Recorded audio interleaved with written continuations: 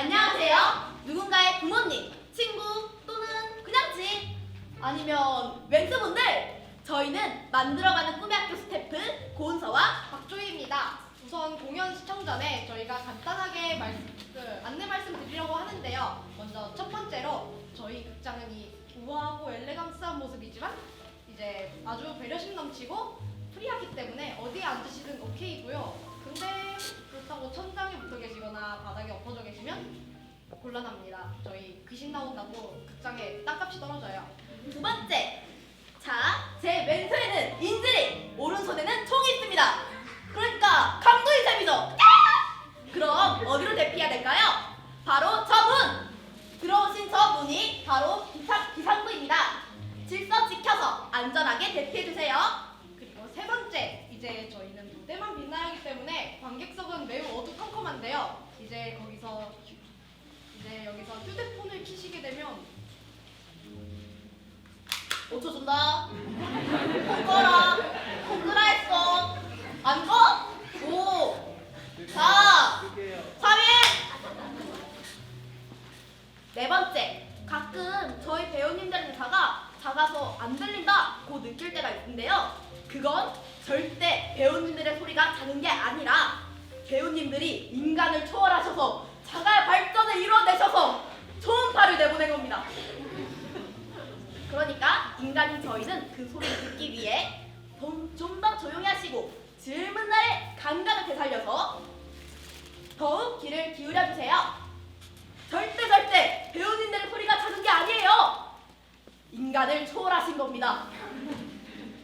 이제 다섯 번째로 이제 저희 배우님들이 아주 가끔 실수를 하실 때가 있어요. 그럴 때는 no problem. 그저 저희는 박수와 환호성으로 응원해주면 되는 겁니다. 연습해볼까요? 어머, 실수! 박수!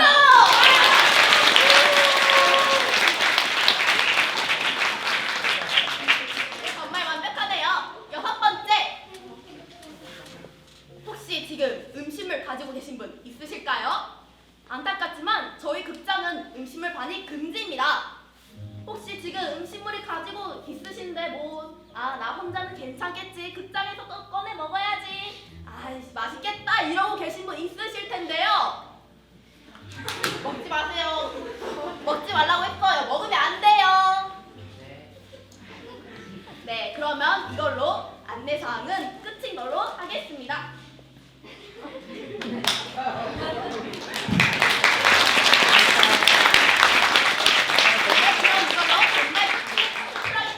그럼 이만 가도록 하죠.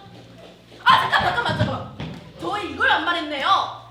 저희 코로나 때문에 마스크는 계속 착용하고 계셔야 된답니다. 벗으면 안 돼요. 정말 가겠습니다. 잠깐. 또 까먹었어요. 저희 촬영 금지입니다. 커튼콜 이후에 찍어주세요. 커튼콜은 무대가 끝난 뒤, 연극이 끝난 뒤 모든 사람들이 앞으로 나올 때, 그때가 커튼콜입니다. 그때부터 카메라를 켜주세요. 이제 정말 가겠습니다. 또 까먹었어. 진짜 치매 걸린 70살 노인도 아니고.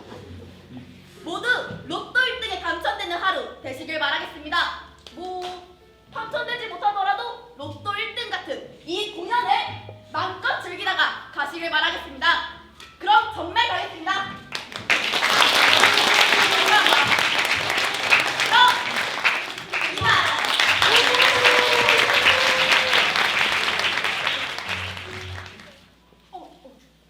벌써도 오셨군요. 반갑습니다. 그렇지 않아도 마침 글을 쓰기가 좀 따분해서 차라리 누구랑 같이 앉아 얘기라도 했으면 하던 참입니다. 보시다시피 이곳이 바로 제 서재입니다. 저는 이 서재에 앉아 한 가지의 생각에 골몰하고 있습니다. 난 써야만 한다. 네, 이 서재는 제가 직접 만들었습니다. 널판지 하나하나를 갖다 직접 끼워서 맞추었는데 결과는 이 꼴은 엉망입니다. 하지만 그래도 저는 여기가 아주 좋고 아주 행복한 셈입니다. 물론 저를 찾아오는 사람이 많은 건 아니죠. 사실이지 사람들은 작가라는 직업을 가진 사람이랑 마주대하기 싫어하는 것 같습니다. 글쎄요, 아마 작가라는 것들은 그저 소재를 찾느라 눈이 뻘건 줄 아는가 보지만 사실 꼭 그렇진 않죠. 그리고 저는 여기서 꽤나 많은 글을 썼습니다. 글쎄요, 너무 많이 쓴 건 아닌지 모르겠지만 사실이지 저 세상이란 건 정말이지 무지하게 빠른 속도로 지나가고 있는 걸 느끼게 됩니다. 그리고 저 창밖에서 보게 된다면 창밖을 보면서 저는 회의감이랄 것 같게 되는데 도대체 나란 사람을 이 방에 앉혀놓고 매일매일 지칠 줄 모르게 글을 쓰게 해서 페이지를 메꾸게 하는 게 도대체 무슨 의미일까 하는 겁니다. 질문은 거창했지만 대답은 간단합니다. 별 수 없죠. 난 작가니까. 글을 쓰는 수밖에. 또 어쩌면 제가 정신이 좀 이상하다고 생각이 들 때가 있습니다. 뭐 미쳐서 발광한다는 얘기는 아니니까 안심들 하세요. 그게 무슨 얘기인가 하면 저는 가끔 글을 쓰다가도 정신이 엉뚱한 데로 가버릴 때가 있다 이 말입니다. 제가 누구랑 얘기를 하다가도 아무런 소리도 들리질 않고 움직이는 입만 보이는데 나는 입으로 그저 네, 그렇죠 하는 식으로 건성대답만 하는 거예요. 그리고 머릿속에서는 이 친구는 요런 얘기에 등장하는 요런 인물로 쓰면 딱 맞겠구나 하는 생각이 드는 거예요. 그러고는 곧 신바람이 나서 얘기를 하나 씁니다. 그리고 저는 오늘 여러분들이 이곳에 오시기 전에 이런 생각을 했습니다. 언젠가 할진 모르겠지만 아무튼 작가라는 짓거리를 그만둬야 할 때가 올 거라 이거죠. 그럼 그 대신 뭘 하냐고요? 글쎄요. 저도 아직까지 그런 생각 해본 적은 없는데 진짜로 제가 하고 싶었던 일이 뭔지 아십니까? 사실이지 저는 어렸을 때부터 언제나 잠깐만요. 메모 좀 해야겠습니다. 이거 진짜 재밌는 답변이 될 것 같은데요? 극장 얘기를 하다 보니 극장이 떠오르네요. 이거 진짜 재밌을 겁니다. 장소는 바로 극장입니다. 어떤 연극이 시작되는 어떤 첫 극장에 수많은 예술 애호가들이 모여서 서로 인사를 주고받으며 어떤 연극인지는 모르겠지만 그래도 그 연극에 대해 한마디씩 떠드는데 그중 한 사람은 예외가 있었으니 그 이름은 이바니디시 체리아코! 국가공원관리부 소속에서 말단 공무원 노릇을 하고 있는 이바니디치 체르디아코프가 인생을 살아가면서 단 한 가지의 정열을 느끼고 있는 것이 있다면 그것은 바로 연극 구경입니다. 물론 이반도 승진과 출세에 대해서 많은 희망과 야망을 갖고 있으며 많은 일을 아주 참을성 있게 해나가고 있죠. 그리고 그런 생활에서 잠시 떠나 오늘도 이 로스토브의 작품 수영남 백작 부인을 감상하기 위해 저녁 공연 첫날 가장 좋은 좌석표를 2장 예약했던 것입니다. 그리고는 우연이라고 하기에는 너무나도 신나고 가슴 뛰는 일이 벌어졌으니 바로 이반이 일하고 있는 국가공원관리부의 최고 책임자인 미하일 브라셀로프 장관이 극장에 나타난 것입니다.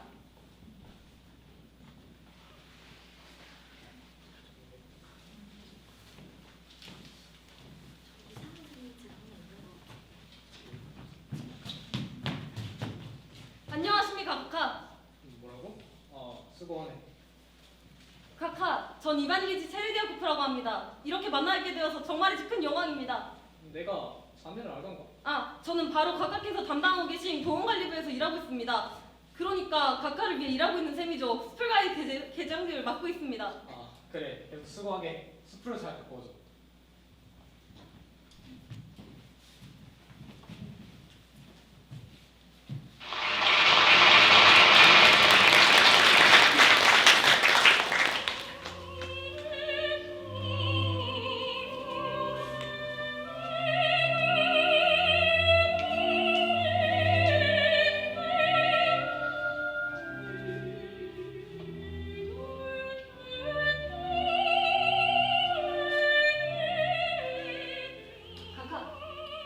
인사를 드리고 싶다는데요. 네, 제 아내입니다. 체르디아코프 부인이죠. 안녕하세요. 반갑습니다. 이렇게 뵙게 되어서 정말 영광입니다. 감사합니다.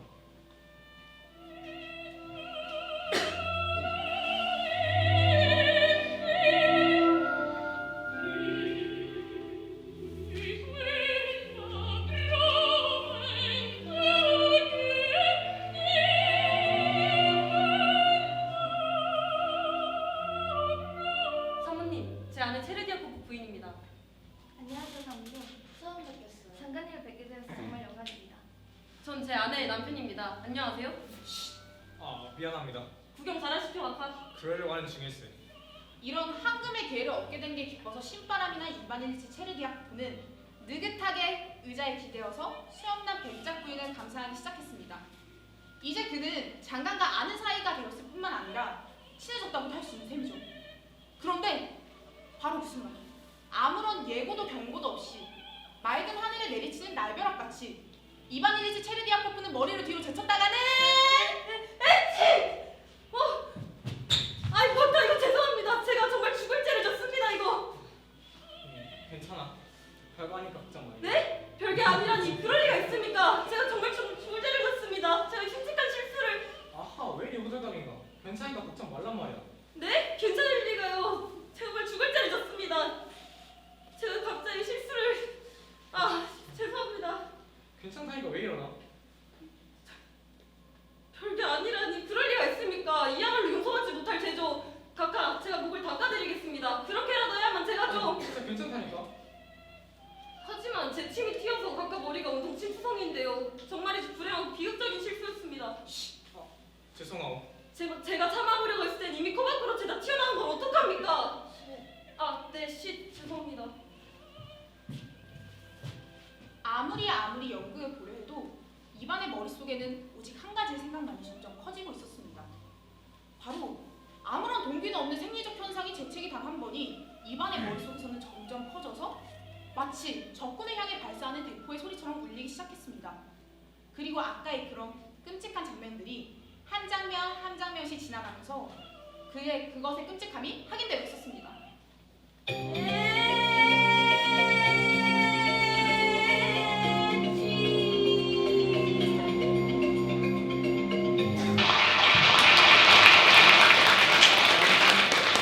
재밌었어요. 정말 아주 재밌어. 그렇지. 네, 정말 재밌었어요. 저 실례합니다, 각하. 누구지? 접니다, 각하. 체르디아 코프입니다. 조심해요, 여보. 방금 재채기한 사람이에요. 이젠 또 안 합니다. 제 책은 다 했어요. 그나저나 밖에 날씨가 쌀쌀한데 혹시 감기라도 드실까 걱정이 돼서 그렇습니다. 아직도 그 걱정인가? 여보게, 그건 다 운이 생길 수 있는 사고니까 어쩔 수 없는 거 아니야? 자, 젊은이, 그런 일은 얼른 잊어버리고. 연극 어땠나? 아주 재밌지? 그래? 네? 재밌어요? 네, 그렇죠. 사실입니다. 네, 아주 재밌었어요. 정말이지 몇 년 만에 웃어봅니다. 그래? 어느 부분이 제일 재밌던가? 어느 부분이라뇨?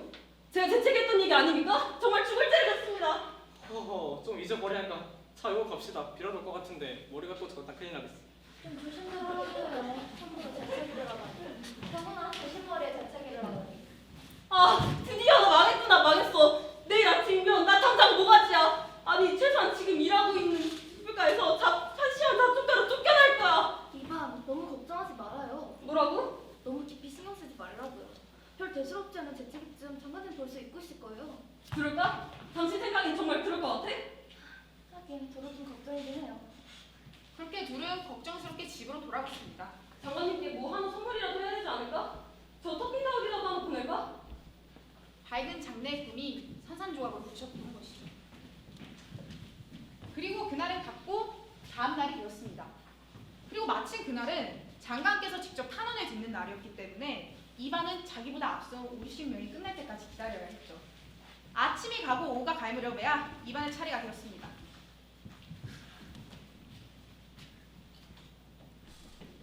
다음 사람. 각하, 전 마지막 사람입니다. 좋아, 마지막 사람. 각하, 바로 접니다. 그래, 뭘 탄원하러 왔나? 전 탄원할 거 없습니다. 탄원하러 온 게 아니니까요. 그럼 뭐야? 4시간 낭비하러 왔나? 절 못 알아보시겠습니까? 어쩌냐게 그 폭발적인 상황을 만든 사람입니다. 뭐라고? 무슨 얘기야? 제가 각하께 재채기를 했지 않습니까? 그래서 각하 머리에 제 코와 침이 묻었고요. 그래? 그런데 왜 여길 왔지? 감사하게 그런지 확인하러 온 거야? 아닙니다, 각하. 전 용서를 빌려왔습니다. 제가 한 재채기 속에는 아무런 정치적, 사회적 동기도 없고요. 어떤 적이나 폭력도 없는 아주 순수한 신께서 시키신 행동이었습니다. 그래서 전 제 코가 생겨난 일을 저주합니다. 이건 진짜 제가 잘못한 게 아니라 제 코가 잘못한 거예요. 이 죄 많은 코를 벌하시되 코 뒤에 있는 뭉둥이 용서해 주시길 바랍니다. 제 코를 시베리아로 유배 보내시더라도 이 뭉둥이만은 살려주세요. 이렇게 빕니다. 이봐, 젊은이. 내 말 잘 듣게. 난 자네 코에 대해 조금도 유감이 없어. 자네 코 같은 심한 일에 신경 쓸 새가 없이 바쁘단 말이야. 자, 당장 집으로 가서 뜨끈한 물에 목욕이나 하게. 사물에도 상관없으니까 좌우만 뭐든 하라고. 아, 그리고 제발 그따위 바보 같은 일을 나로 썰 굴지 마라. 자네 아니라도 오늘 탄원하는 것들이 별의별 썰을 다 떠들고 와서 난 지금 자네 따위에 신경 쓸 정신이 없다고. 에이구 벌써. 오, 감사합니다. 신의 축복이 각하와 사모님과 온 가정에 넘치시기를. 그래서 나날이 행복하시고 밤에는 나보다도 더 행복하시기를. 그렇게 커다란 안도감이 이반 체르디아 커플을 감쌌습니다. 아침마다 각하의 창문 밖에 새들이 날아 노래하고 각하의 커피가 진하고 뜨겁기를 빕니다. 무겁던 짐이 일순에 벗겨진 셈이죠. 각하가 앉았던 의자에 숭배합니다. 그리고 그 숭배하는 의자에 앉았던 각하의 바지도 숭배합니다. 이반은 노래를 하고 신나게 휘바람을 불면서 집으로 향했습니다. 아, 정말이지. 인생은 멋지고 기쁘고 행복한 것이었습니다. 오, 하느님, 저도 행복합니다. 그러나 이반은 집으로 돌아와 곰곰이 생각했습니다. 가만히 있어. 혹시 내가 아주 잔인하고 인정 없는 농담이 대성거리가 되어서 놀림을 당한 건 아닐까? 장관이 자기를 무시한 거 아닐까? 나를 벌 줄 생각도 없으면서 왜 날 그렇게 무시하는 태도로 맞대했지? 재채기쯤이 정말 별게 아니라면 왜 그렇게 보기 싫은 것처럼 집에 빨리 가라고 했을까? 그날 밤 당한 일이 화가 나서 빈정된 게 아닐까? 이반은 몹시 화가 났습니다. 몹시 화가 나는데 그렇게 이반은 엎치락 뒤치락 밤을 보낸 후 아침이 되자 아내인 소니아를 불렀습니다. 난 무시를 당했어. 모욕을 당했다고. 네? 무시를 당해요? 누구한테요? 누가 당신같이 점잖고 친절한 사람을 무시한단 말이에요? 누구냐고? 바로 브라실로프 장관이야. 그 사람 그랬다고. 어머나? 뭐라고 그렇게 해요? 악마 악당 같은 이라고. 날 그렇게 교만 수법으로 농락하다니. 하마터면 깜짝 속아넘어갈 갈 뻔했지. 맞아. 그런 교활한 수법으로 장관까지 됐을 거야. 모든 게 다 계획적이야. 내가 자신한테 찾아 빌드론 모든 걸 꾸민 거고 난 거기 속아 넘어가서는 무시를 당하고 받아버리고. 네? 무시를 당해요? 당장 가서 얘기를 하겠어. 하류계급의 의견을 얘기해주겠다 이거야. 이 세상은 모든 사람을 위해 만들어진 거고 그 따라서 어떤 나라의 어떤 색깔, 어떤 종교의 사람이라도 다른 사람한테 재채기를 할 수가 있는 거라고. 그래, 무시를 당해야 할 건 내가 아니라 바로 장관이라고. 이반은 다시 그 자리를 무시하러 갔습니다.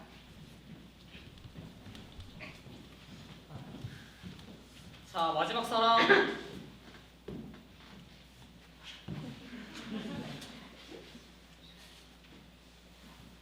자네는 뭐야? 뭐냐요? 접니다 각하. 저를 모르시겠습니까? 제 얼굴을 보세요. 네, 그렇습니다. 제가 다시 왔어요. 다시 왔다고? 누구지? 이반 체르디아 코프입니다. 각하 말씀대로 집으로 돌아가긴 했지만 더물이나 찬물이나 목욕은 안 했습니다.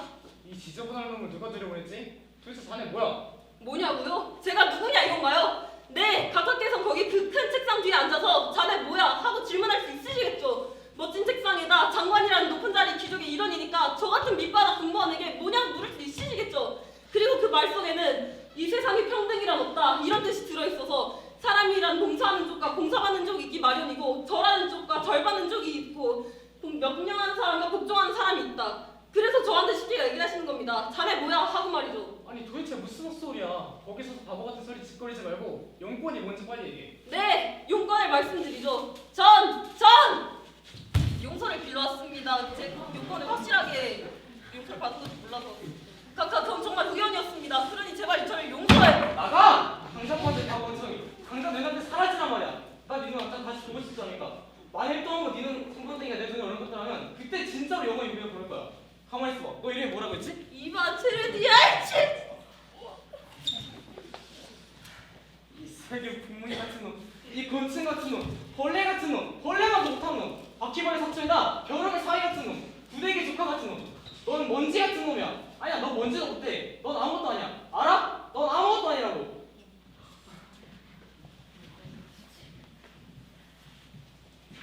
그 순간 이반은 무엇인가 무너져 내리고 있었습니다. 무엇인가 아주 깊은 곳에 없던 것. 고장나면 고칠 수 없는 그런 무엇이 무너져 내리고 있었던 것입니다. 어떻게 말하자면 생명력 그 자체라고 말할 수 있죠. 그렇게 이반은 집으로 돌아와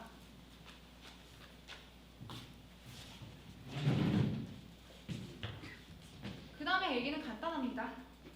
이반은 집으로 돌아와 코트를 벗고는 죽었던 것입니다.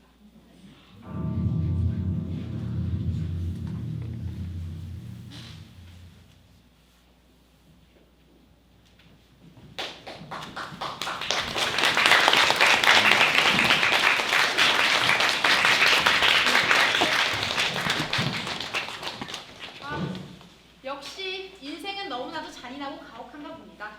그리고 그런 인생을 여러분들은 무대에서까지 보고 싶어 하지 않죠. 그런 분들을 위해 이 얘기 다르게 끝낼 수 있습니다. 이바니니치 체르디아코프는 집으로 돌아와 코트를 벗고는 로또 1등에 당첨되었다. 네, 사실 별로 의미가 없긴 하지만 아무튼 아주 희망적인 해피엔딩이 되긴 하거든요. 사실이지 제가 작가라고 해서 인생을 사실보다도 가장한다고 그린다고 하지 마십시오. 사람들이 인생이라는 단어의 파놓은 함정에 빠져서 허덕이는 사람들이 많지 않습니까? 자, 뭐 하나 부러울 것 없는 그 집에 들어가 그 집 아이들을 돌보며 공부를 가르치는 안타까운 가정교사의 사연을 보시도록 하죠.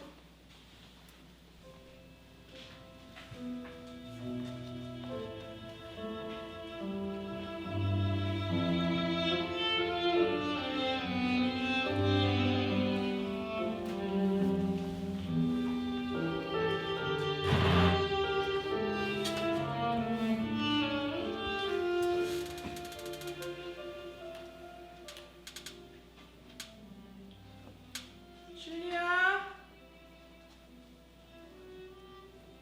줄리아! 부르셨나요, 많이? 나는 봐. 거기에 듣란 말이야. 내가 얘기를 할 때 눈 좀 볼 수 없어? 네, 많이. 그래, 애들이 불어는 잘 배우고 있겠지? 네, 애들이 아주 머리가 좋아요. 거기 들으라니까. 애들 머리가 좋다고? 그야 당연하지. 수학은 어때? 수학도 잘들 하고 있겠지? 네, 특히 뭐하냐는 아주 뛰어난 것 같아요. 그렇겠지. 걔는 날 닮았으니까. 수학이는 뛰어날 거야. 걔는 정말 닮은 것 같지? 네, 많이. 고개 들어! 그래, 바로 그거야. 사람을 마주볼 땐 눈을 똑바로 보란 말이야. 자기가 약하게 보이면 약하게 대접을 받는다는 거 몰라? 정말이지, 말이 없는 편이고. 좋아, 그럼 우리 보수에 관해 얘기 좀 해야겠어. 이제껏 나더러 돈 달라는 소리는 한 번도 안 했지만 보나마나 돈이 필요하겠지? 자, 우리가 처음 계약한 게 한 달에 30루블이었지? 네? 40루블이었는데요, 많이? 무슨 소리야? 30루블이라고 여기 장부에다 써있는데 그래. 난 이제껏 가정교사에겐 30루블씩 좋았단 말이야. 그런데 누가 40이었어? 많이께서요. 전 돈 얘기 많이 하고만 하잖아요. 그럴 리 없어. 아마 내가 30이라고 얘기할 때 40이라고 생각한 거겠지.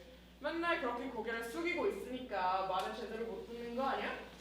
자, 나 똑바로 봐. 내가 다시 똑똑히 얘기해 줄 테니까. 한 달에 30루블이야. 네, 많이. 그럼 됐군. 한 달에 30루블. 그리고 여기 온 게 오늘로 꼭 2달이로군. 2달하고 닷새죠. 무슨 소리냐? 오늘이 꼭 2달째인데 내가 여기다 취해서 써놨다니까? 네가 바로 나처럼 이렇게 전부 기록을 해놓지 않으니까 그렇게 착각을 하는 게 틀림없어. 자, 그럼 한 달에 30루블씩 2달이니까 60루블이지? 네, 많이. 하지만 거기서 9일은 빼야지. 일요일이 9번 있었거든. 우리 일요일은 안 치기로 했잖아. 그런 적 없었는데요? 그런 적이 없다니. 난 항상 일요일은 안 쳐왔어. 그리고 그건 아주 당연한 거니까 장부에도 적지 않았어. 내가 일요일은 금요일에서 제외한다고 얘기한 게 기억 안 난단 말이야? 네, 그럴 리 없어. 잘 생각해봐. 그런 적 없었는데요. 그러니까 글쎄 생각을 잘 해보라고. 그렇게 눈을 돌리지 말고. 이름 생각나지? 네, 많이. 뭐라고? 안 들려. 네, 많이. 그것 봐. 나잖아. 그리고 휴일이 4일 있었군. 이틀이죠. 크리스마스하고 종초뿐이었잖아요. 줄리아 생일이 있었잖아. 그러니까 4일이지. 하지만 전 제 생일에도 일했는데요. 그랬어? 하지만 그럴 필요는 없었는데. 난 가정교사에 생일에도 일을 시키는 사람은 아니거든. 그래도 전 일을 했어요. 뭐 그런 문제가 아니지. 지금 우리가 하는 얘기는 금전에 관한 거니까. 좋아, 뭐 꼭 그렇다고 우긴다면 까짓 거 휴일이 이틀뿐이었던 걸로 해줄게. 그래, 아직도 우기겠어? 전 이랬어요. 그래 내가 우길 줄 알았어. 우기는 건 아니에요. 그래? 그럼 휴일이 이틀이었어? 그러니까 전부 12루브를 빼고 다음에 꼬마 콜리아가 아파서 나이가 공부를 못했어. 하지만 전 그동안에도 뭐하냐를 가르쳤는걸요? 하지만 처음 계약할 때는 한 아이만 가르치는 게 아니라 두 아이 다 가르치는 거였잖아? 반바퀴의 라노브는 다 바뀌었다 이거야? 아니요. 그것도 빼야겠어. 그리고 줄리아가 이가 아팠을 때 주인 양반이 사회가 오후는 쉬라고 했지? 오후 4시 이후에는 쉬라고 하셨죠. 전 4시까지 일했는걸요? 여기 써있는 걸 점심 식사 이후에는 쉬라. 우린 점심 식사를 2시까지 끝내잖아? 4시까지는 먹지 않는단 말이야. 네. 그러니까 빼면 41루블 맞지? 네, 많이. 그리고 참 1월 4일날 찻잔이랑 받침을 깨뜨린 게 사실이니? 저 깨트린 건 반칙뿐이었어요. 하지만 받침 없는 찻잔을 뭐 했으니 2루블 제하겠어. 뭐 사실은 꽤 비싼 거지만 내가 손을 봐야지. 안 그래? 죄송합니다. 그리고 또 1월 9일날 콜리아가 나무에 올라갔다가 옷이 찢어졌군. 제가 못하겠는데. 그런데 걔냈단 말이야. 옷값 10루블. 그리고 또 1월 14일 와냐가 신발을 잃어버렸어. 그건 한여가 엄청 왔기 때문에 마님께서 해고시키셨잖아요. 하지만 내가 줄리아한테 월급을 주는 이유는 매사를 다 살피라고 주는 거란 얘기는 처음 만났을 때 한 거 같은데 그때 내 얘기 듣고 있던 거야? 아니면 머리를 구석에 쳐박고 딴 생각하고 있던 거야? 네, 많이. 딴 생각했던 얘기야? 아니요. 듣고 있었어요. 좋아, 그럼 오름을 제하겠어. 참, 내가 1월 16일에 16을 줬군. 네? 그런 적 없었는데요? 여기 써있는데 무슨 소리야? 내가 주지도 않은 돈을 줬다고 써놨다 이거야? 글쎄요. 무슨 대답이 그래? 내가 주지도 않은 돈 10루블을 여기다 줬다고 써놨느냐 말이야. 아니요. 틀림없이 내가 준 거다. 그치? 네, 많이. 그래. 그러면 전부 41에서 27 빼니까 14루블. 맞지? 네, 많이. 아니, 너 지금 우는 거냐? 왜 그래? 뭐 기분 나쁜 일이라도 있어? 그러면 나한테 얘기해야지. 난 누가 우는 건 보지 못해. 무슨 일이야? 저 사실 제가 여기 온 뒤로 받은 돈이라고는 제 생일날 주인 아저씨께서 주신 돈 3루블밖에 없어요. 뭐라고? 그건 내 정보에 없는데? 적어놔야겠고. 3루블 알려줘서 고마워. 하여간 그래도 빠지는 게 있다니까. 어째 뭐가 잘 안 맞더라. 그럼 14루블에서 3루블 빼니까 11루블이군. 자, 계산이 맞는지 다시 한번 확인해볼까? 맞겠죠, 뭐. 자, 그럼 여기 주라치 월급 11루블이야. 바닥에 몇 개 떨어졌으니까 이건 알아서 줍고 줄리아가. 세봐. 맞겠죠, 뭐. 잔소리 말고 세봐. 매산을 확실히 해야 하는 거야. 하나, 둘, 셋, 넷, 다섯, 여섯, 일곱, 여덟, 아홉, 열? 10개뿐인데요, 많이? 뭐야? 하나 안 주었나 보지. 바닥에 찾아봐. 아니에요, 안 떨어뜨렸어요. 하지만 내가 틀림없이 11루블 줬는데 식상이 없더니 무슨 소리야? 바닥에 더 찾아봤어? 아니에요, 이거면 됐어요. 그래? 그럼 우선 그거 갖고 내가 바닥에서 찾지 못하면 다음 달에 다시 얘기해보도록 해. 감사합니다, 많이. 줄리아, 이리 와. 왜 나한테 감사하다는 거지? 그야 제 월급을 주셨으니까요. 월급? 하지만 네가 뭘 받았니?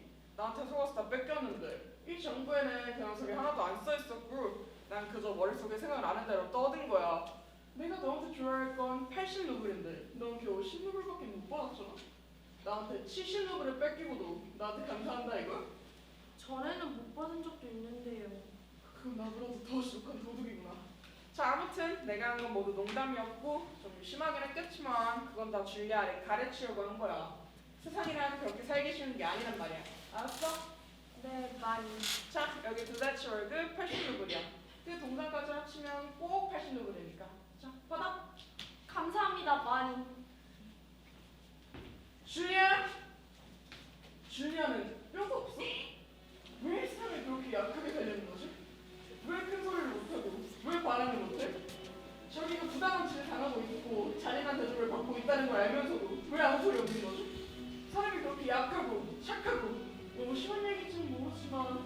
밝히는 대로 바보같이 그 끝도 없이 착해질 수가 있단 말이야? 네, 많이 그럴 수도 있어요.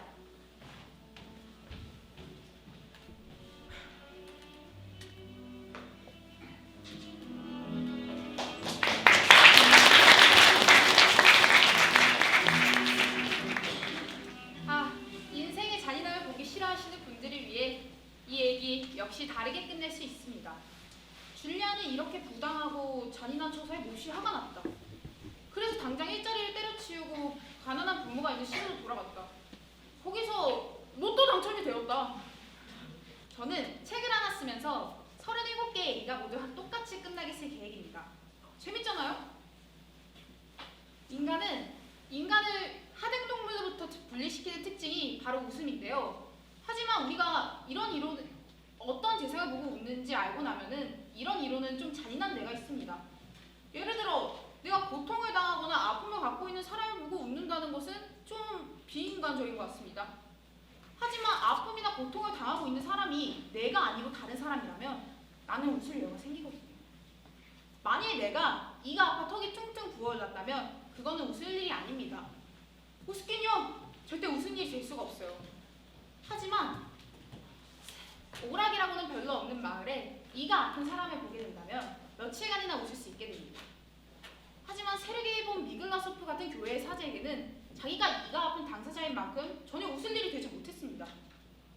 병원에 길을 지나가며 고통스러운 신음을 내는 모습이 벌써 가엾다는 것이 지나 불쌍해 보이기 시작하죠. 하지만 조수인 쿠리아트는 야심이 만만한 젊은 의학도인 만큼 경험까지 부족한 것까지 알고 나면 아 정말이지 누가 감히 우리 사장님을 보고 있을 수 있겠습니까?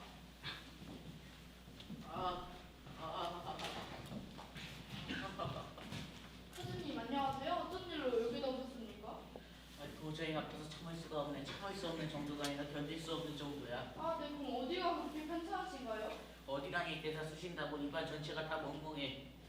아, 네. 그럼 언제부터 그렇게 아프기 시작하셨나요? 한 10년은 된 것 같아. 네, 10년이요? 내일 아침부터인데 10년은 된 것 같다 이 말이세. 내가 아마 무슨 큰 죄를 지었는지 하느님이 날 벌하시려고 온갖 아픔을 다 내리시는 걸 거야. 의사 선생님은 어디 계신가? 아, 의사 선생님은 마침 개인적인 일로 출타 중이신데요. 그동안에 환자의 치료를 포함한 모든 일을 참고 유능한 교수님 제게 얘기하셨습니다. 하지만 저는 의사가 아니잖아. 뭐? 면허증 마카뿐이지 모든 일 완벽합니다. 내일에 할걸요? 그렇다면 나도 내일의 환자가 되어야겠고 수고하라고. 아니 하드님 저를 못 믿으신다 이겁니까? 저는 의사시험이라는 현직만은 아직 치르지 않았을 뿐이지 충분한 시력이 있다는 건 자신 있게 말씀드립니다. 아 제발 제게 한 번 기회 주십시오. 저 이제 다시 앉아오세요, 네? 자비로우신 하느님. 이제 아는 것까지도 몸이 저리구나.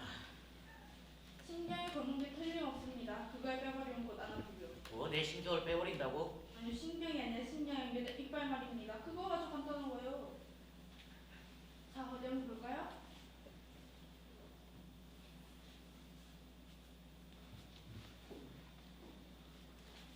우리는 지금 진보된 과학의 시대에 살고 있습니다. 발달된 기술 덕분에 아픔이라고는 생각할 수도 없게 된 거죠. 아무튼 살살 하려면요 뭐 살살 하겠습니다. 자 준비됐어? 네 좋습니다. 자 한번 빨리세요. 어서 입을 벌리시라니까요. 사장님 제가 아무리 경험이 없다고 하더라도 최소한 입을 벌려야 한다는 건 압니다. 이빨을 붙이려 못한 입을 벌려야 한다는 거 아실만 할 텐데요. 설사 입을 다무치려 이빨 쪽으로 하시는 거 아니시겠죠? 자 어서 입술을 벌리는 게 아니라 입을 벌리란 말이에요. 입 닦을 거예요. 살살 한다고 약속하겠나? 그 약속은 벌써 했잖아요. 난 약속하고 날 지키는 사람을 너무 많이 봤거든. 아무튼 말이에요. 지금 아무것도 안 할 겁니다. 그거 어디 어떤지 또 어디 어떻게 할 건지 보겠다 이거예요. 저 발권 들리세요? 너무 했다. 너무나. 이거 너무 생각이 아주 끔찍하고. 내가 못된 놈이로구나. 그렇지? 아니 왜 내 이빨이랑 얘기를 하나 빨리 뽑아. 가만히 계세요. 지금 사람들이니까. 이거 이빨 가운데 큰 구멍에 뻥 뚫린 게 차라도 지나가겠는데요? 왜 그러나? 아닙니다. 생기 아주 끔찍해서요. 하지만 뭐 직업인의 큼지럽고 그런 개인적 감정은 참겠습니다.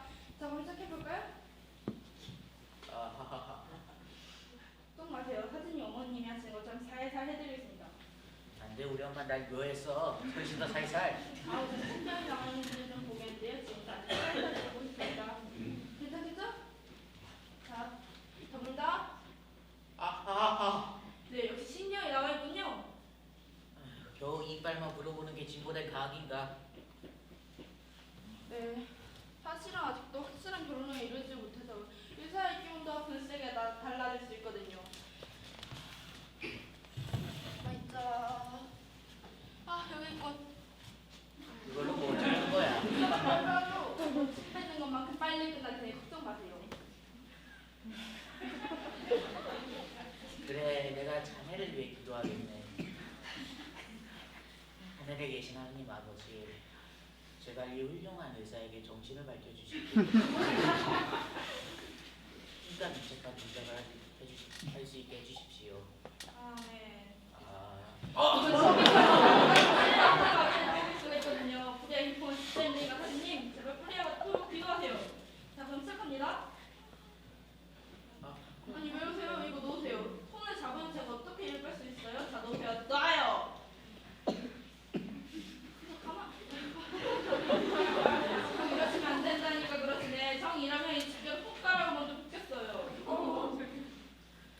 자, 가만 계세요. 가만히 어딨지?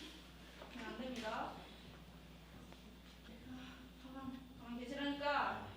이 집게로 의노의 이빨 뿌리까지 꽉 붙지 않았다가는 위쪽이 부러지게 되고 그럼 정말이지 골치 아프게 돼요. 자, 제발 그 이빨 뿌리까지 잡을 수 있게 가만히 좀 계세요. 그리고 제발이지 사장님까지 이러시면 안 돼요. 자, 움직이지 마시고 자, 셋 세면 하나, 둘, 셋. 아,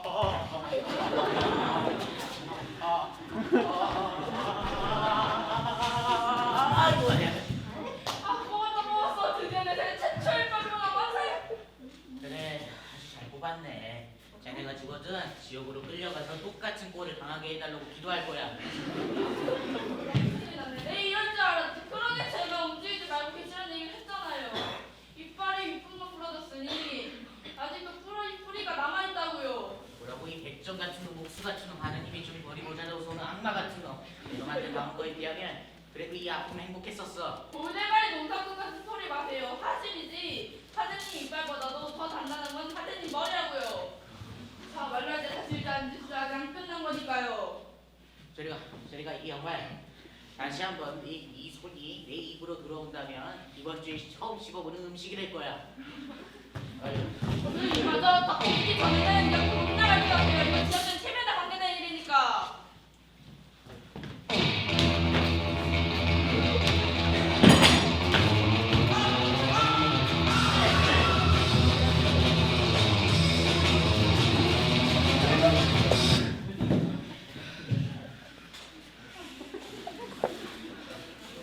너는 졌어, 내가 졌다고. 이젠 저 도저히 못하겠습니다.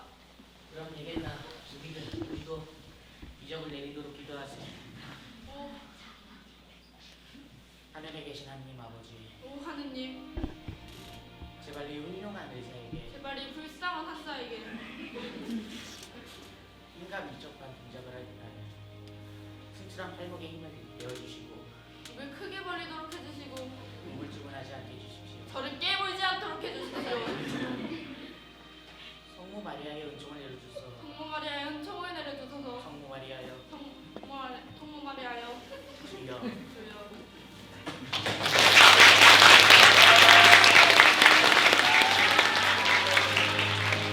네, 머리 좀 식힐 겸 바람 좀 쐬야겠습니다. 몸에는 힘이 나는데 머릿속은 깡 박혀 있으니 어쩌죠? 아무런 아이디어도 나오질 않다니 정말 정답지 않은데요. 원래는 생각이 많아서 흘러넘치는 우물 같은데 오늘 밤은 아무것도 없이 멍합니다. 있다면 그저 써야 한다는 의무감만 있거든요. 그리고 사실이지 저는 아이디어가 떠오르네요.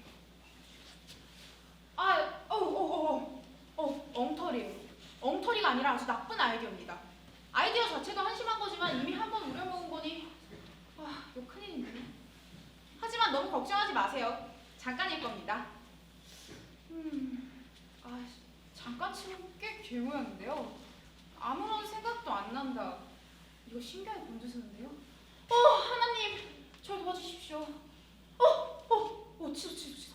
제가 하나님한테 아이디어 해달라더니 제 욕심도 너무 심했죠? 주여, 저 용서하십시오. 집에 나가서 잠이나 자겠습니다. 하지만 저녁에 아이디어가 하나 떠오르신다면 저한테 하나 알려주세요. 아이디어를 위한 아이디어라도 좋습니다. 꼭 오리지널이 아니어도 좋고요. 저는 원래 이야기를 슬쩍 바꾸는데 소질이 있으니까요. 제가 무슨 얘기를 했죠?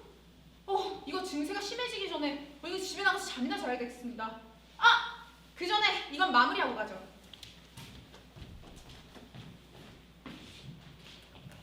다음 여배우 주연자 나오세요.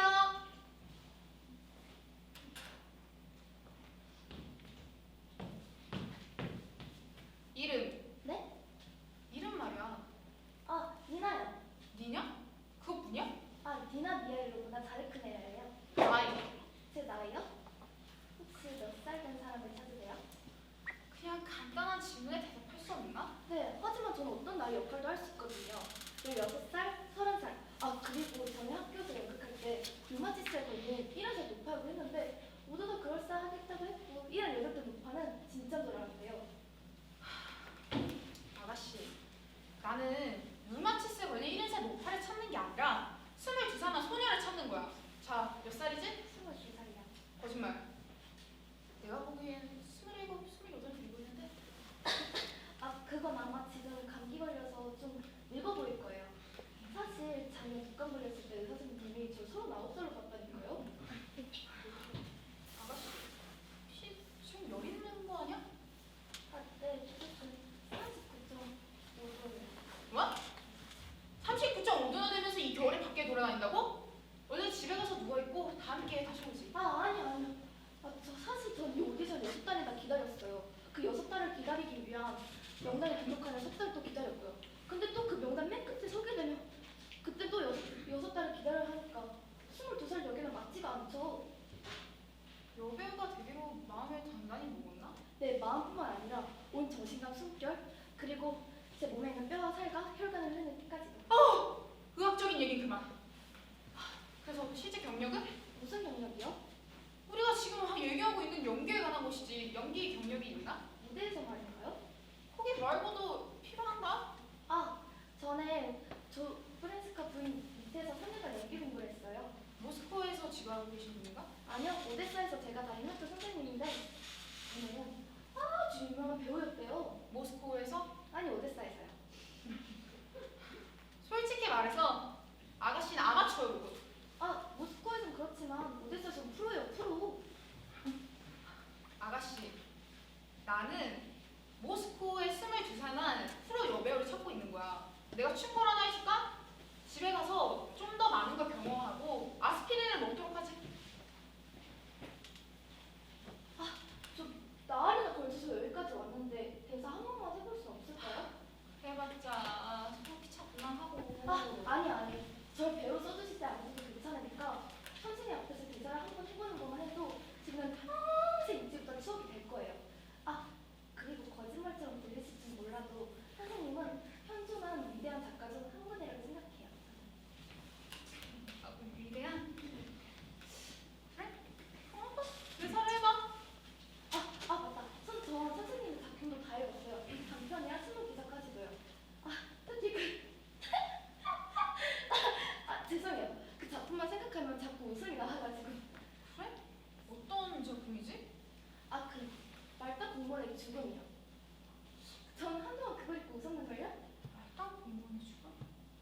내용이 뭐지? 그 체르디아 코피 이야기 있잖아요. 제 책에 읽고 그게 웃었다고? 난 그걸 슬픈 의도로 쓴 건데? 물론 슬프기도 했어요. 며칠 정도 했으니까요. 아무튼 비교적 희극인 것 같아요. 그래? 그럼 아가씨가 읽은 작품 중 제일 좋아하는 작품은 무엇인가? 제가 좋아하는 작품이요? 그럼 뭐야? 전쟁과 평화요. 그건 내가 쓴 게 아니잖아. 맞아요. 선생님은 제가 좋아하는 작품 왜 모르실까요?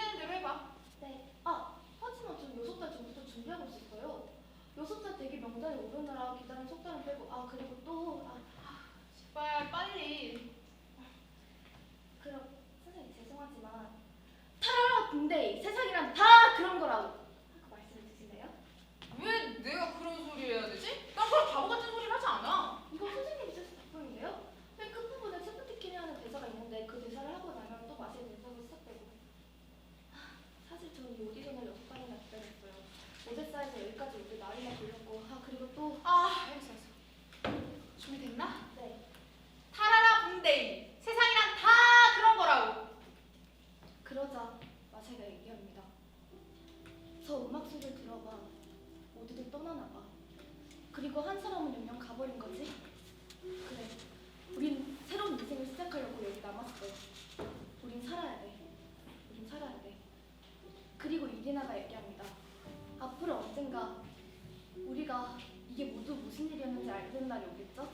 그러면 우리가 왜 이런 괴로운 시련을 겪고 살았는지 알게 될 테고 신비로운 것도 모두 사라질 거예요. 하지만 그때까지 그저 우리 살아가야만 하는 거겠죠? 일이나 하면서. 네! 일을 해야죠. 전 내일 혼자 나가겠어요. 혼자 학교에 나가 가르칠게요. 내 모든 인생을 필요한 후세들에게 주워버리겠어요. 지금은 가을이지만 곧 겨울이 올 테고 모든 게 힘든 눈에 덮어버리겠죠? 하지만 계속 살 거고 우리 계속 일을 해야 할 거예요. 맞아 할까요? 물론. 끝으로 올라가 얘기합니다. 저 음악 소리가 너무 강렬해. 또 너무 힘차서 사람들은 살고 싶은 거야. 하지만 시간이 지나면 우린 모두 영원 사라지고 잊혀지는 거 아니겠니? 맞아. 우리 목소리, 우리의 얼굴, 우리가 누구인지 모르게 되는 거지. 하지만 우리가 지금 겪던 고통을 그 다음 후세에게 기쁨으로 변할 거니까. 그때 이 세상이 행복과 평화를 가득 차면 그 사람들은 지금의 우리를 기억하면서 축복의 말을 할 거야. 맞아. 이기랑 나는 조금 더 알고 싶단다. 우린 왜 살아가고 왜 괴로운 시련을 겪어야 하는 걸까? 나 그게 정말 알고 싶어. 정말 알고 싶어.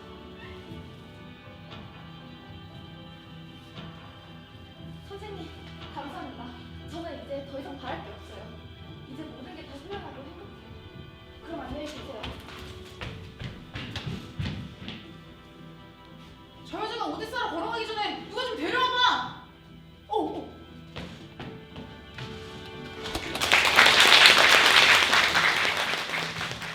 집에 이치 인성같이 더럽게 써가지고.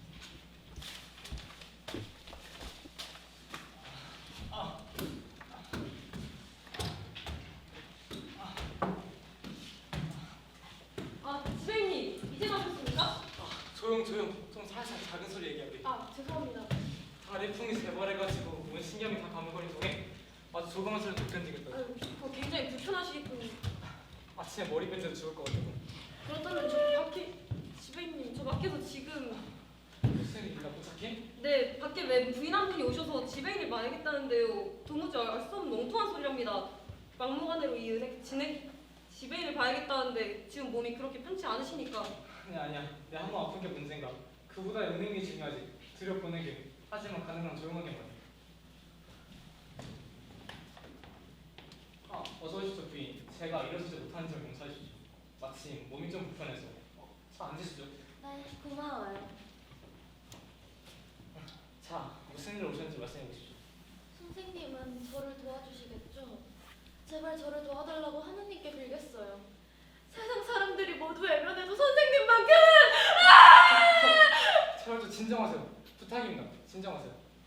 미안해요. 저 무슨 일인지 모르겠지만 그렇게 울지 마시고 우리 잘 그리고 조용하게 그에게 얘기를 하면 해결할 수 있을 것입니다. 자 아무튼 문제가 뭐죠? 네, 바로 제 남편 때문이에요. 제 남편은 원래 대학에서 강사 일을 하고 있었는데 그만 목살병에 들어서 벌써 5달째나 앓고 있답니다. 5달이란 세월을 고통 속에서 보내고 있는 거예요. 그러시군요. 사실 병에 시달리는 게 어떻다는 거 저도 아주 잘 알고 있습니다. 그래서 부인의 심정 정말 이해할 수 있고요. 그런데 어디가 괜찮으시죠? 신경과민이에요. 온몸의 신경이 죄다 곤두서서는 살짝 건드리기만 해도 비명을 지르는데 어쩌다 그렇게 목살병에 걸렸는지 아무도 모르지 뭐예요? 그건 진작에 가는데요. 아무튼 계속 하시죠. 하지만 좀 너무 세밀하게 설명하실 필요 없겠습니다. 네. 네, 그렇게 5달 동안이나 불쌍한 걸로 누워있는 동안에 또 갑자기 소리 들리시진 않겠죠? 좀 아무 이유 없이 소리 지르진 않아요. 아무튼 그동안 몸은 좀 나았는데 그만 직업을 잃었지 뭐예요? 아무런 이유도 없이 쫓겨나고 말았답니다. 그거 정말 딱한 일입니다. 그런데 그게 저희 은행과 무슨 제가 관계인지. 그동안 어떤 고생을 했는지 아세요? 전 아침부터 밤까지 간호를 하고 밤부터 아침까지 치료를 했죠. 게다가 집안 청소를 하랴 아이들을 돌보랴 개도 먹여야 했어요. 또 고양이 염소에 몸이 아픈 우리 언니는 새까지 돌봐야 했거든요. 언니네 배가 아팠어요. 아니요, 언니가 아팠죠. 현기증이 생긴 지가 벌써 한 달이나 됐는데 점점 더 심해지지 뭐예요? 아, 정말 보통 불행이 아니시군요.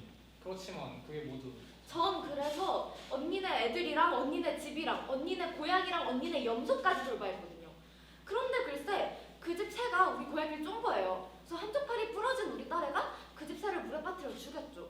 그랬더니 언니는 우리 고양이를 내놓으래요. 그렇지 않으면 우리 고양이를 물에 빠뜨려 죽이던가 제 딸의 나머지 팔을 부러뜨리겠다나요? 네 정말이지 골치가 아프시겠습니다 부인. 근데 그럼 이런 일이 도대체 그런 판에 제가 남편 퇴직금을 받으러 가지 않았겠어요? 그런데 글쎄 24루블 36코팩이나 부족하다는 거예요. 왜 그러냐고 따졌더니 뭐 제 남편이 그만큼을 직원기금에서 빌렸다나요? 하지만 그럴 리가 없거든요. 제 허락 없이 그따위 짓을 했다가는 당장에 모가지 꺾어놨을 테니까. 더구나 아픈 동안 그럴 수가 있나요? 안 그래도 요즘 저까지 몸이 좋지 않아서 자꾸 이상한 기침을 해대거든요. 기침! 네, 정말이지 주인께서 해역하는데 가스땀에 걸릴 일도 이해는 잘 알겠습니다. 그렇지만 저한테 찾아오신 분 도대체 뭐죠? 그래요. 당연하고도 합법적으로 제 남편의 돈이 24루블 36코페 때문이죠. 사람들은 내가 여자이고 늙어서 힘없고 의지할 데 없다고 깔보고 안 주는 거예요. 나를 비웃기까지 했다고요. 대체 뭐가 그렇게 우습죠? 저같이 힘없고 의지할 데 없는 늙은이가 그렇게 우습단 말인가요? 아니요 아닙니다. 우습긴요. 절대로 안 우습죠. 하지만 부인 제 말을 들으세요. 전 뭐 부인께 불친절을 깔려는 거 아닙니다. 다만 아무래도 부인께서 잘못 찾아오신 것 같아요. 그런 봉급에 관한 문제는 저희랑 전혀 상관없거든요. 남편께서 일하시던 학교 담당자는 데려가보셔야죠. 그런 소리 마세요. 전 벌써 5군데나 갔었지만 제 얘긴 듣는 척도 안 했어요. 난 이제 반쯤 내 정신이 아니고 머리칼이 다 빠지는 것 같아요. 이 보세요. 내 머리를 한 줌이나 빠졌어요. 그런데 당신마저 날더러 딴 데로나 가봐라 이건가요? 부인 제발 이 물에서 도로 가져가세요. 그리고 제 말을 잘 들어보세요. 아시다시피 여기 은행 아닙니까? 은행이요 은행. 여기서 저희가 하고 있는 건 은행 업무입니다. 돈을 맡아주는 거예요. 돈을 일을 가져오면 그걸 보관해준다 이 말입니다. 아시겠어요? 무슨 소리죠? 그러니까 저희는 부인을 도와드릴 수가 없다 이거예요. 당신이 날 도울 수 없다고요? 제가 아무리 노력을 해도 제 힘은 도저히 어쩔 수 없는 거 어떡합니까? 그러니까 당신은 내 남편이 고생하는 걸 못 믿겠다는 거예요? 자, 그렇다면 여기 의사 진단서를 갖고 왔으니 보세요. 이게 증거예요. 그래도 제 남편이 고생하는 걸 못 믿겠어요? 못 믿다니요 믿습니다. 남편이 아프다는 걸 맹세라도 하겠습니다. 보기나 해요. 보지도 않고서 어떻게 알아요? 그럴 필요 없습니다. 주인께서 얼마나 고생하는지 잘 알겠단 말입니다. 아니, 쳐다보지도 않을 거면 의사 진단서가 무슨 소용이 있어요? 자, 어서 보기나 해요. 아, 네. 주인이 편찮으시군요. 네, 의사가 그렇게 진단했어요. 정말 안 됐습니다. 하지만 제가 보기엔 부인이 잘못 찾았다 이거예요. 정말 이러시면 곤란합니다. 당신, 내게 거짓말을 했군 그래? 난 그래도 당신이 성실한 사람이라 믿었는데 내게 거짓말을 해? 거짓말을? 내가? 언제 말이오? 이 진단서를 읽는 척하고선 읽지를 않았죠? 읽었다면 내 남편이 억울하게 이유도 없이 해고됐다는 걸 모를 리 없어요. 아, 이것도 하는데 왜 그러세요? 한 번 읽은 거 2번씩 읽을 필요가 있나요? 제대로 읽질 않았으니까 다시 읽어야죠. 제대로 읽었단 말이에요. 너무 빨리 읽었잖아요. 이번엔 좀 천천히 읽어요. 천천히 읽을 필요가 없어요. 나 워낙 빨리 읽는 습관이니까. 그러니까 뜻을 완전히 이해하도록 해보시라고요. 이봐요. 나 완전히 뜻을 알고 완전히 이해했어요. 여기 쓴 내용 갖고 시험을 봐도 자신 있다 이겁니다. 그래도 이 일이 우리 은행하고 아무런 상관이 없다는 데는 변함이 없어요. 남편이 신경과민이라는 부분 읽으셨어요? 혹시 제가 잘못 알고 있는 건 아닌지 다시 한번 읽어주세요.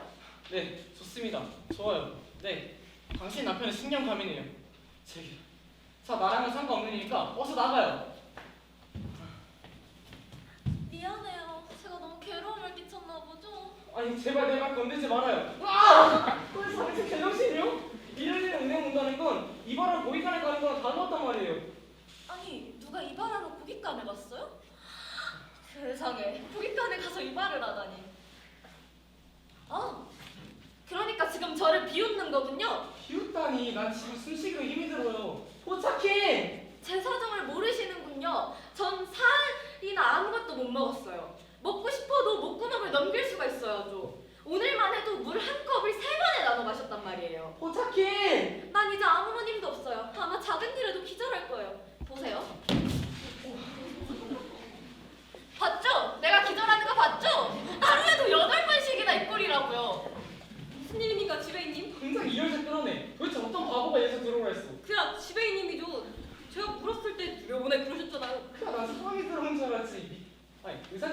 미치게 들어온 줄 알았어? 저 사람은 의사 진단서를 읽지도 않았어요. 제가 의사 진단서를 주니까 제 얼굴에 던져버렸다고요. 나이는 친절한 분 같으신데 제발 이 진단서를 읽고 제 남편이 아픈지 안 아픈지 봐주세요. 아니 아까 2번이나 읽었잖아요. 나도 2번에 읽었어. 아까 제게 보여주셨고 저뿐만 아니라 우리 은행에 있는 사람 모두 읽었어요. 수희까지도요. 하지만 당신은 힐끗 보기만 했지 읽지는 않았어. 콘차킨 제발 싸우지 말고 제발 어서 한 번 읽어. 그래서 제발 저한테 여기서 내보내란 말이야.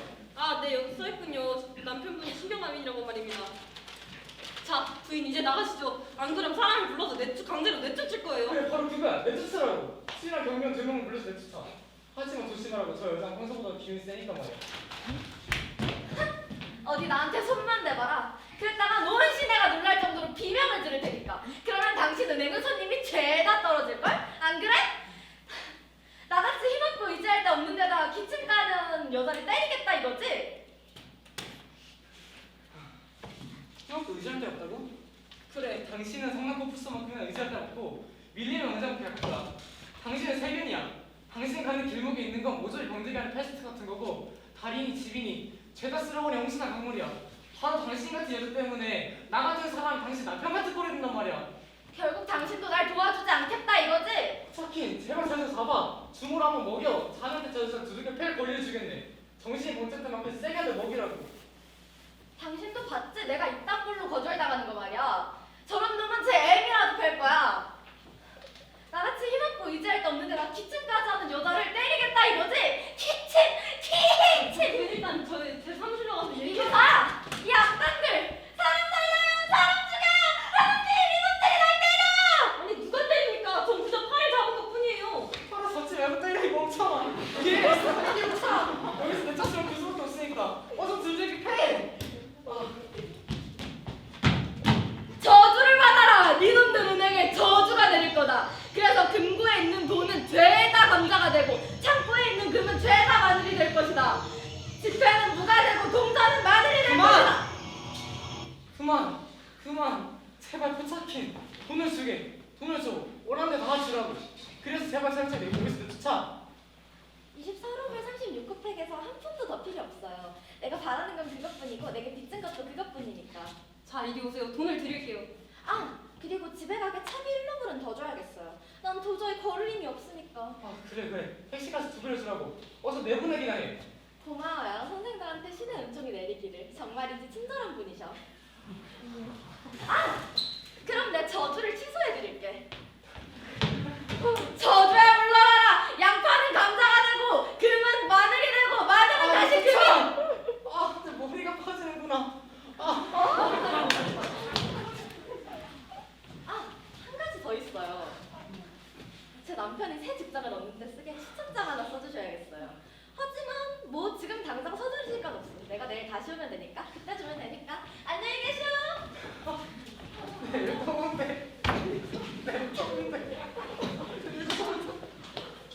온대.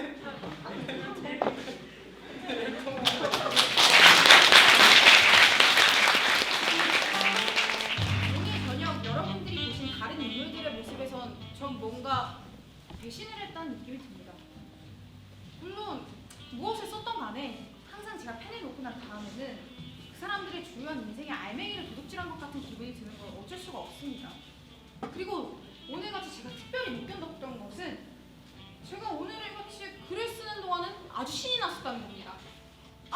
그래서 제가 하고 싶었던 말은 제가 아까 무슨 얘기를 하다 말았었죠? 제 책이 얘기하기 전에 말이죠. 네. 제가 하고 싶었던 일이 무엇인가? 네. 저는 어렸을 때부터 언제나 참 이상하군요. 제가 살아온 인생을 기억하지 못하다니. 하지만 제가 지금 성취감과 만족감을 느끼는 한 전 제가 지금 하고 싶었던 일을 하고 있는 거겠죠. 아무튼 이렇게 와주셔서 대단히 감사합니다. 혹 이 근처에 들리시는 일이 있으시면 다시 한번 들려주십시오. 아닙니다. 이보다 더 멋진 결말이 있죠. 혹 이 근처에 다시 오시는 일이 있으시면은 당신들은 로또 1등에 당첨될 겁니다. 이렇게 와주셔서 감사합니다. 안녕히 가세요.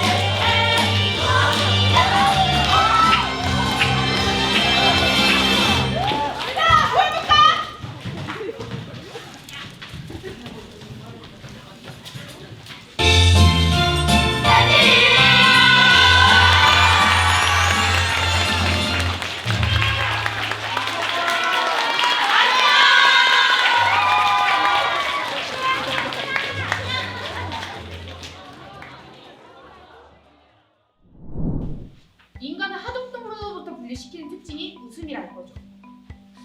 만일 내가 웃음이라 이거죠. 웃음이라 이거죠. 저는 책을 하나 쓰면서 37개의 이가 모두 똑같이 끝나게 쓸 계획입니다.